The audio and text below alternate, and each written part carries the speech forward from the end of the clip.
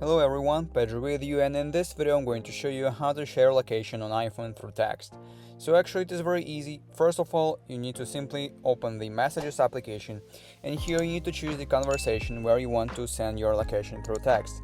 So for example, I will go with this conversation here, and if I want to send my location, all I have to do is to simply click on the plus sign in the bottom left corner, and I'll have some bunch of options right here, and if I scroll down just a little, I will find the location option. So click on it. Now it will ask for permission to allow this application to use your location. I will click on allow once, and here basically it will establish your precise location.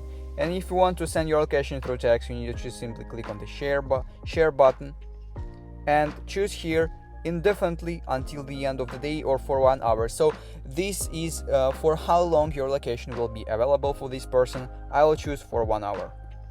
So click on share, and as you can see, now all you have to do is to simply click on the send button right here, and now your location is sending, and as you can see it is sent.